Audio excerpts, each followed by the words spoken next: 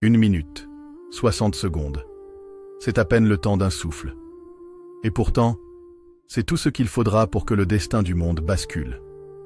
Quand le dernier avatar de Vishnu, Kalki, descendra sur Terre, ce ne sera ni un rêve mystique, ni une métaphore spirituelle. Ce sera une réalité foudroyante. Le ciel changera de couleur, le temps s'arrêtera, et dans le silence des ténèbres humaines, éclatera le galop d'un cheval blanc incandescent, porteur d'un feu ancien. Personne ne sera prêt, pas même ceux qui croient l'être. Car ce moment-là, cette première minute, marquera le début d'un nouveau cycle, d'un âge oublié, d'une justice implacable. Dans cette vidéo, nous allons plonger dans l'inimaginable. Nous allons explorer chaque seconde de ce choc divin, chaque détail du retour de Kalki, de l'effondrement des grandes puissances jusqu'aux cris étouffés des démons déguisés en rois. Nous vous révélerons tout. Installez-vous, ouvrez bien les yeux, et surtout, ne clignez pas trop souvent. Car ce que vous allez voir pourrait bien être déjà en marche. Abonnez-vous, aimez la vidéo et activez la cloche, car ce voyage mystique et explosif ne fait que commencer. Il n'y eut ni tonnerre ni avertissement. Tout commença par une absence. Pas une explosion, ni un tremblement de terre. Pas de vent, ni de feu. Juste un silence. Un silence si profond, si anormal, qu'il fit frissonner les bêtes, s'arrêter les océans, et geler les prières sur les lèvres humaines. À travers le globe, dans les forêts les plus denses, comme dans les mégalopoles lumineuses, quelque chose d'invisible venait d'arracher le monde à sa propre chronologie. Les aiguilles des horloges s'immobilisèrent. Les satellites perdirent leur signal. Les oiseaux tombèrent en vol. Le temps venait d'être suspendu. Mais ce n'était pas un arrêt naturel. C'était un retrait. Comme si le temps lui-même, antique témoin des âges, reculait avec respect pour laisser place à un être devant lequel même l'éternité devait plier le genou. L'horizon, d'un seul coup, vira au pourpre incandescent. Pas comme un coucher de soleil, non, mais comme une aurore inversée, où la lumière ne venait pas du soleil, mais d'un point situé au-dessus de la stratosphère, au-delà des lois de la matière. Les astrophysiciens, dans les stations secrètes de l'armée et les observatoires spatiaux, s'effondraient devant leurs écrans. Une forme émergeait des relevés infrarouges. Une anomalie. Un objet non identifié, non gravitationnel, immobile au-dessus de la Terre, brillant d'une lumière que même la NASA ne pouvait interpréter. Il n'émettait pas, il absorbait. Et à l'instant même où l'on essaya de le mesurer, les instruments fondirent. Pas brûlés, désintégrés. Un rugissement émergea du néant. Pas un bruit physique, mais une onde intérieure. Un son qui se faisait entendre dans l'âme, pas dans l'oreille. Les sages l'avaient prédit. Quand Kalki viendrait, les âmes reconnaîtraient la vérité avant même les yeux. Le ciel se fendit. Pas une métaphore, littéralement. Au-dessus de l'Himalaya, une immense déchirure apparut dans l'atmosphère. Elle ne ressemblait à rien de connu. Une faille verticale, traversée d'éclats de lumière bleue et or, semblables à des éclairs figés dans du cristal. Et par cette brèche, un feu d'un blanc absolu, la lumière de Satya, la vérité éternelle, se répandit dans les couches hautes de l'atmosphère. Des enfants se mirent à pleurer sans raison. Les vieillards se levèrent en silence, les yeux pleins de larmes. Les chiens hurlèrent en direction de l'est. Et dans les temples abandonnés, les cloches se mirent à sonner toutes seules. Et puis, il arriva. Non pas dans un éclair, mais dans un instant d'éternité suspendue. Là, entre le ciel déchiré et la terre paralysée, un cavalier descendait, porté par une monture d'une blancheur surnaturelle. Le cheval ne galopait pas. Il volait, mais sans battre des ailes. Il glissait sur l'air comme un souvenir oublié par l'univers. Ses sabots touchaient à peine le sol, et chaque impact laissait derrière lui un cercle de flammes dorées, comme si l'espace lui-même brûlait au contact de la pureté. Le cavalier, Kalki, portait une armure faite d'un métal inconnu. Elle ne brillait pas comme l'or. Elle irradiait une lumière si intense que les caméras ne pouvaient la capturer, et pourtant, l'œil humain pouvait la contempler sans brûler. Son visage n'était pas celui d'un homme, ni d'un dieu, ni d'un démon. Il était trop vrai pour être compris. Et dans sa main droite, l'épée cosmique. Non forgée, créée, sculptée dans la vibration primordiale du son AUM. Elle vibrait d'un murmure si profond que les montagnes en frémissaient. À l'instant même où son regard balaya la terre, les premiers changements se firent sentir. Les faux prophètes se mirent à suffoquer. Les tyrans, qu'ils soient cachés dans des palais ou des conseils d'administration, tombèrent à genoux, pris d'un mal inconnu. Les eaux stagnantes des fleuves sacrés se mirent à bouillonner, purifiant ce que des siècles avaient corrompu. Les forêts ravagées reprirent vie, mais elles rejetèrent les hommes qui les avaient souillées. Ce n'était pas un sauveur, c'était un révélateur. Ce que vous êtes, il le montre. Ce que vous cachez, il l'expose. Ce que vous avez trahi, il le pèse. Et chaque seconde, son énergie grandissait. Dans 3 lieux du monde, 3 personnes, sans se connaître, furent frappées par une vision. Un enfant autiste en Inde, une chamane aveugle en Mongolie, un soldat en dépression à São Paulo. Tous 3 virent la même chose, une mer noire engloutissant les continents, puis un lotus de feu s'ouvrant dans les cieux. Et à ce moment-là, ils se mirent à parler une langue ancienne, inconnue d'eux-mêmes, la langue du sanskrit originel, la première parole de l'humanité. Ils annoncèrent la venue de Kalki. Ils étaient les premiers à le reconnaître. Ils devinrent les héros de la Renaissance. Les grands chefs religieux, ceux dont les temples étaient devenus des banques, ressentirent un choc dans leur poitrine. Une chaleur insupportable, comme si leur cœur brûlait de l'intérieur. Les idoles dorées fondirent, les symboles creux explosèrent. Le divin reprenait ses droits. Et dans les rues, les justes, ceux qui avaient toujours agi dans l'ombre, sans gloire, sans temple, sans autorité, furent illuminés d'une lueur douce. Leurs âmes résonnaient avec la présence de Kalki, et pour la première fois, ils se sentirent compris, aimés, protégés. L'air devint plus dense. Chaque respiration semblait peser. Les oiseaux stoppèrent leur vol. Le ciel vira au noir profond, mais les étoiles brillèrent plus fort que jamais. Et au sommet du mont Méru, que nul ne peut atteindre, un trône de lumière apparut, prêt à accueillir l'avatar. C'est alors qu'un vent chaud, doré et parfumé à l'amrita, ce nectar divin, se répandit à travers le monde. Ceux qui le respirèrent avec foi retrouvèrent leur énergie. Mais ceux dont le cœur était rongé par l'avidité ou la haine tombèrent au sol, hurlant, possédés par leur propre vérité. Et enfin, la dernière seconde. Le cheval de Kalki toucha sol, mais la terre ne trembla pas. Elle s'inclina. Car tout, du plus petit atome au plus vaste continent, reconnut qui venait d'arriver. Et dans cette seconde ultime, avant que le monde ne bascule pour toujours, l'humanité comprit que plus rien ne serait jamais comme avant. Il y a un souffle dans l'univers, qui ne vient pas des poumons. Un souffle cosmique, un battement d'âme. Et à la 60e seconde, lorsque Kalki posa le pied sur la terre, ce souffle secoua l'humanité entière. Pas seulement les croyants, pas seulement les sages, tous. Des mendiants de Calcutta aux généraux dans leurs bunkers, des magnates du numérique aux ermites dans les grottes tibétaines, quelque chose d'indescriptible les frappa de plein fouet. La présence. Une force invisible qui rendait toute parole inutile. L'univers entier semblait résonner au même rythme. Et dans ce moment suspendu, le masque de la civilisation commença à se fissurer. Les mégalopoles furent les premières à réagir. Dans les rues de New York, Tokyo, Lagos, Paris, Dubaï, la panique éclata instantanément. Les gens s'effondraient, criaient, couraient sans destination. Les écrans géants qui ornèrent les buildings cessèrent de diffuser des publicités pour projeter un œil. Pas un œil humain. Un œil immense, lumineux, figé dans une immobilité divine. Il apparaissait sur chaque télé, chaque téléphone, chaque miroir. Ce n'était pas une hallucination, c'était un regard, celui de Kalki. Chacun se vit tel qu'il était, et ce que virent les foules, les fit hurler. Tous les systèmes électroniques s'arrêtèrent. Pas une panne, une désactivation volontaire.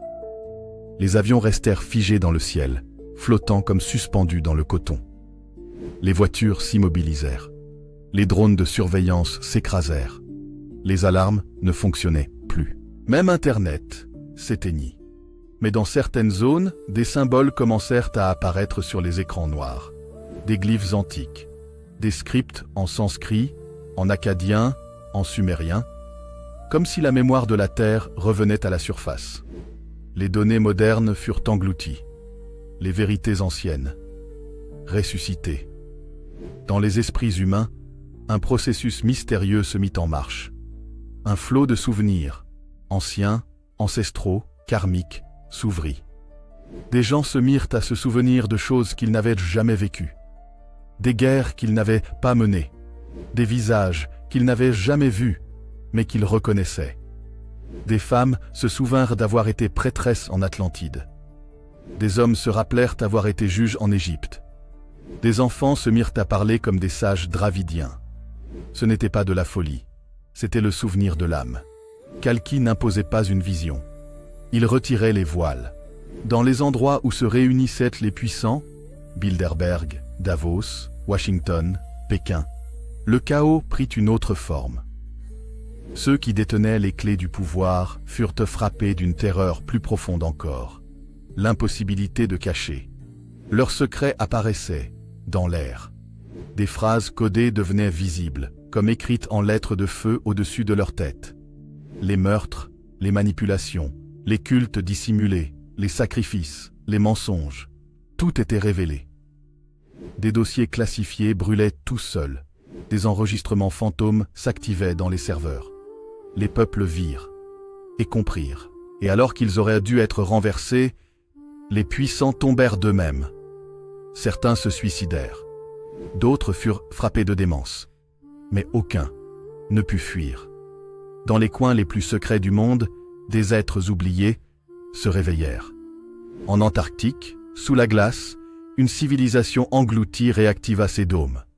En Amazonie, une cité invisible depuis l'espace réapparut, entourée d'une lumière verte. Et dans les montagnes de l'Himalaya, les maîtres de Shambhala ouvrirent les portes dimensionnelles qu'ils gardèrent depuis 10 000 ans. Ils n'étaient pas des sauveurs. Ils étaient les gardiens du savoir, préparés pour ce moment depuis l'époque où l'Atlantide sombra. Et leur message était simple. L'Avatar est là. La guerre des âmes commence. Là où Kalki avait posé le pied, le tissu de la réalité était plus mince. Des portails apparaissaient, dans le ciel, sous l'eau, au cœur des volcans éteints. Certains menaient à des mondes lumineux, pleins de formes de vie harmonieuses. D'autres, à des zones sombres, infestées de présences anciennes, oubliées par les hommes. Les premiers portails furent traversés par des êtres hybrides, ni démons, ni anges, mais juges. Chaque âme devait passer devant eux. Le jugement ne se faisait plus après la mort. Il commençait maintenant. Mais tout ne fut pas lumière. À l'annonce de Kalki, les entités anciennes qui régnaient dans l'ombre commencèrent à se défendre. Elles avaient pris forme humaine depuis longtemps. Rois, influenceurs, savants, gourous. Des pactes millénaires furent brisés dans l'astral. Des armées d'ombre furent libérées. Et dans les rêves des hommes sensibles, des créatures serpentoïdes apparaissaient, tentant de semer la peur, de reprendre le contrôle. Kalki les vit. Et il traça un cercle de feu autour de la Terre. Un cercle d'or invisible, scellant la planète. Rien de démoniaque ne pouvait désormais sortir. Mais surtout, rien ne pouvait fuir le jugement. Puis, dans un souffle, le temps reprit. Les horloges se mirent à bouger, mais plus rien n'était pareil. Une minute était passée, et pourtant, elle avait contenu des milliers d'années de karma, de mémoire, de révélation. L'univers, lui-même, semblait respirer différemment. Le corps de Kalki brillait maintenant d'une lueur douce, presque humaine. Mais sa présence était toujours divine. Il n'avait pas encore parlé, mais tout le monde l'avait entendu. Dans les esprits, dans les rêves, dans les cœurs, dans les entrailles. Ce que vous avez semé, vous allez le récolter. Ce que vous avez oublié, je vous le rappellerai. Ce que vous avez détruit, je le reconstruirai, mais sans vous. Et alors que s'achevait cette 61e seconde, l'humanité comprit qu'elle n'était plus dans l'histoire. Elle était dans le mythe vivant. Le monde moderne s'effondrait. Mais un autre monde naissait. Le silence était terminé. Le choc initial avait passé comme une onde à travers les continents. Maintenant, les hommes devaient réagir. Mais il ne s'agissait plus de politique, d'économie ou de religion. Il s'agissait d'âme. Dans cette minute suivante, le monde fut secoué non par un cataclysme extérieur, mais par la guerre intérieure qui surgit dans chaque être vivant. La venue de Kalki n'était pas seulement un phénomène spirituel, c'était une lame de vérité tranchant le réel en deux. Et tout ce qui n'était pas aligné avec la lumière hurlait pour survivre. Personne n'en était sorti indemne. Dans les hôpitaux psychiatriques, les cris se mêlaient aux prières. Des gens sans passé devenaient prophètes. Des criminels pleuraient des fautes jamais jugées. Et des enfants se mettaient à parler dans des langues mortes, décrivant avec précision des événements d'anciennes ères, de civilisations englouties, de pactes oubliés. Il est le 8e rayon. Le scellé est brisé. Il est venu pour le dernier chant de Purusha. Ces voix ne venaient pas d'eux. Elles venaient d'au-delà. Et la folie n'était qu'une résistance face à une mémoire trop ancienne, trop puissante. La venue de Kalki fut aussi une déclaration de guerre pour ceux qui vivaient dans le confort de l'illusion. Les dirigeants spirituels corrompus, les réseaux ésotériques inversés, les technocrates du contrôle mental, les adorateurs des entités inférieures, tous comprirent que leur ère était terminée. Alors ils réagirent. Certains convoquèrent de puissants rituels pour tenter de sceller à nouveau la brèche.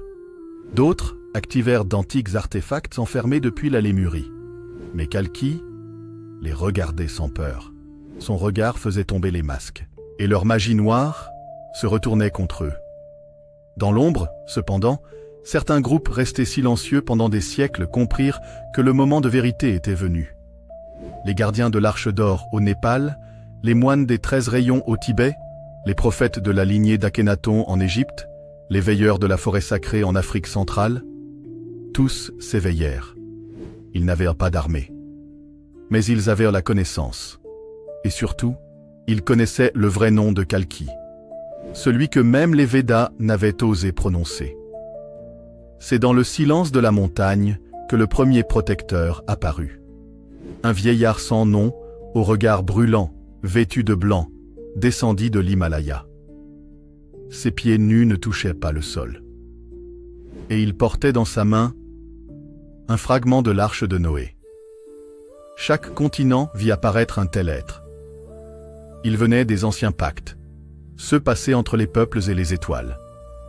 Ils prirent la tête des premières citadelles lumineuses, des havres sacrés où les âmes prêtes à changer pourraient se réunir avant la grande séparation. Mais alors que la lumière s'organisait, les choses enfouies depuis des millénaires sortirent. Dans le désert du Nevada, un grondement souterrain fit s'écrouler les anciennes bases militaires. Au Yémen, les portes du royaume d'Irem, la cité des piliers, furent brisées.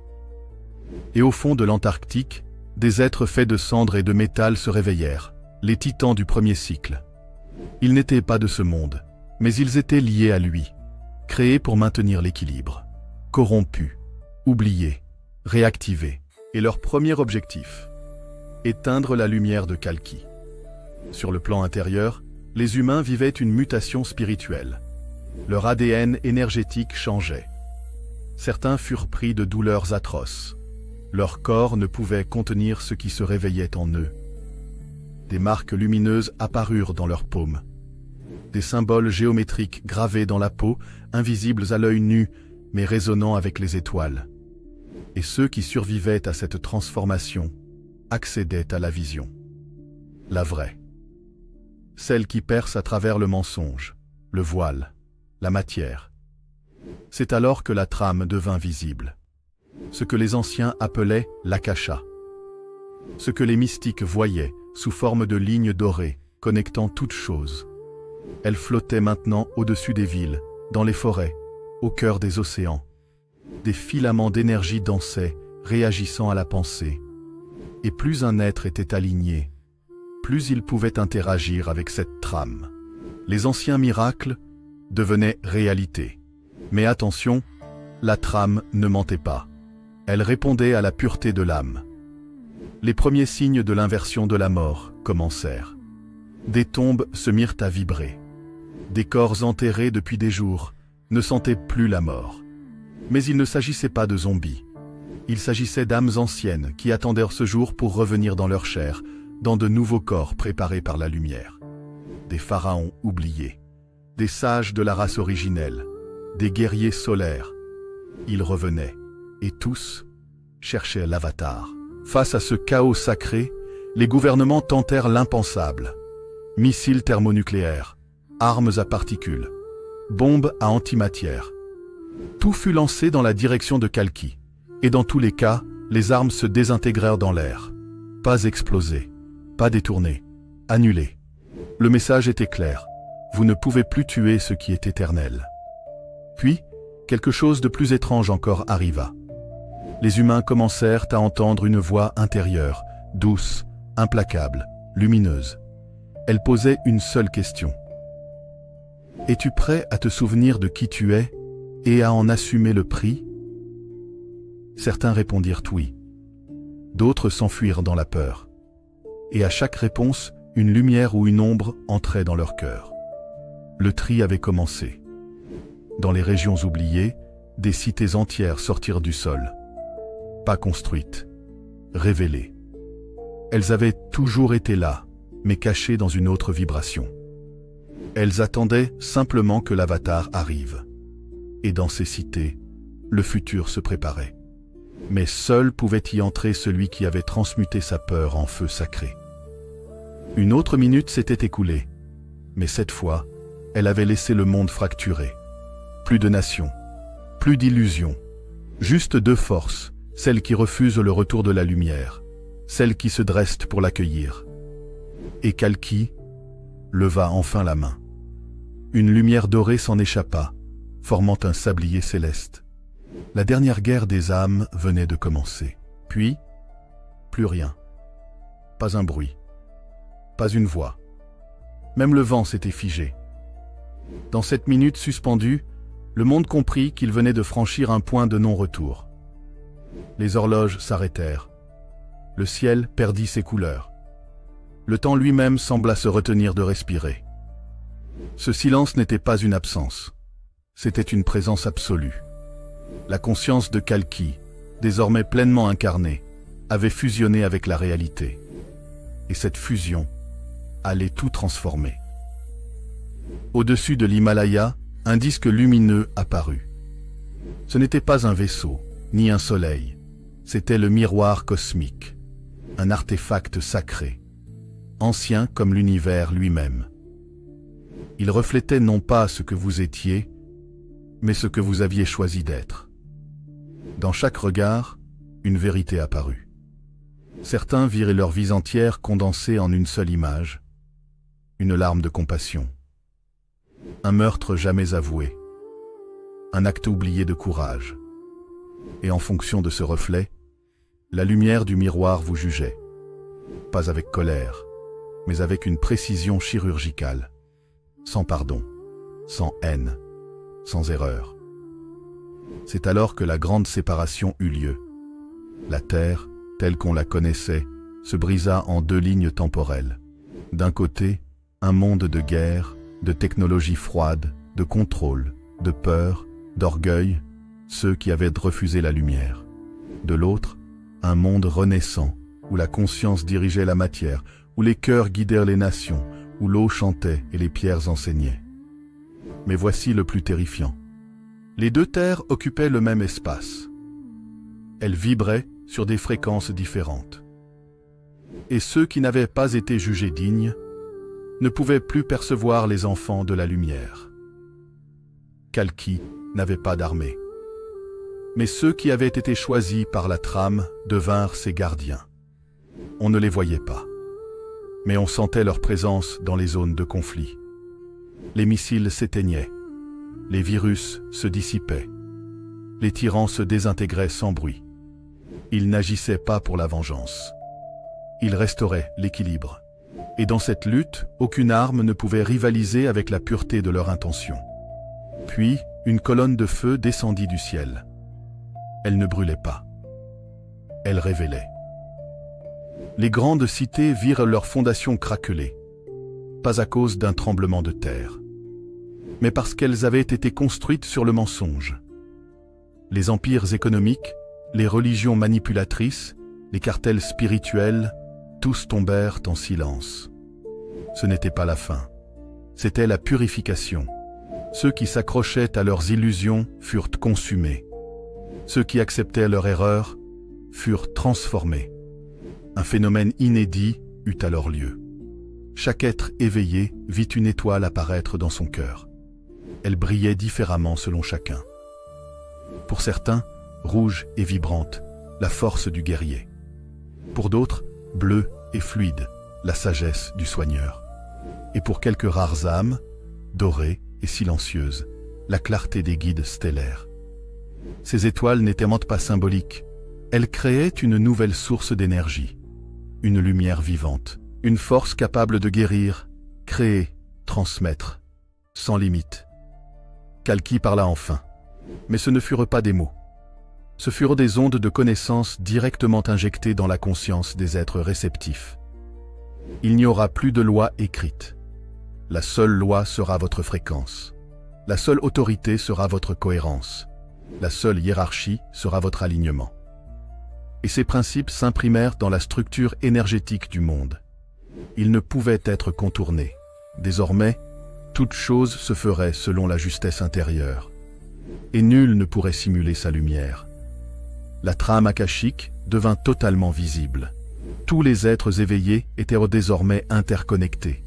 Ils pouvaient s'envoyer des pensées, des images, des connaissances, instantanément, à travers le monde.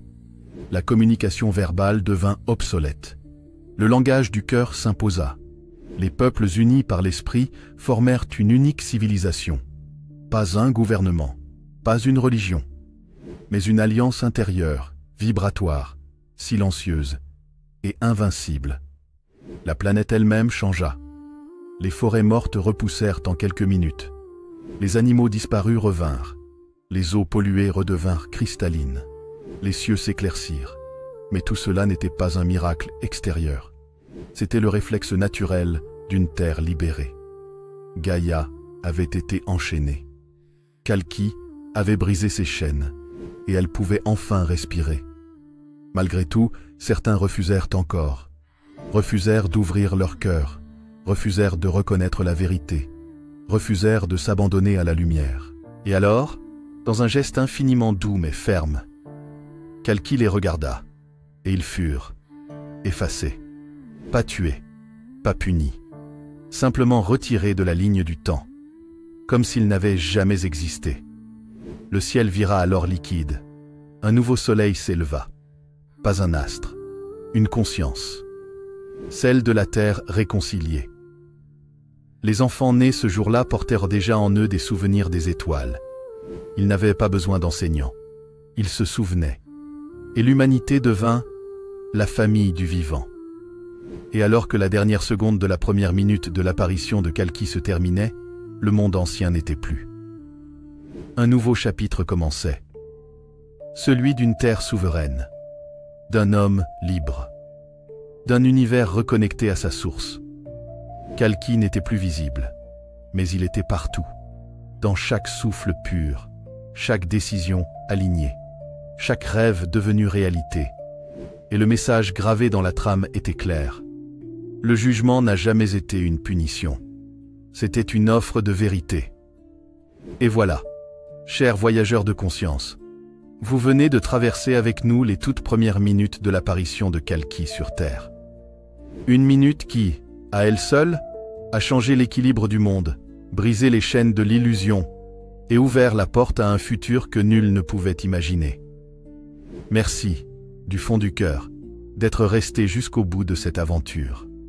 Si vous êtes encore là, c'est que vous êtes de ceux qui ressentent, ceux qui cherchent, peut-être même ceux qui se souviennent. Chaque vue, chaque like, chaque partage, chaque abonnement nous aide à faire vivre cette mission. Transmettre des récits sacrés, percutants, parfois oubliés, mais jamais éteints. Si cette histoire vous a touché, éveillé ou simplement fait vibrer, n'oubliez pas de liker la vidéo, de vous abonner à la chaîne et d'activer la cloche pour ne rien manquer de ce qui arrive. Car d'autres révélations, encore plus puissantes, sont en chemin. D'ici là, souvenez-vous, la fin d'un monde n'est jamais une perte, mais l'aube d'un commencement. Et peut-être, juste peut-être, que Kalki vit déjà en chacun de nous. À très bientôt pour une nouvelle traversée hors du temps. Que la lumière guide vos pas.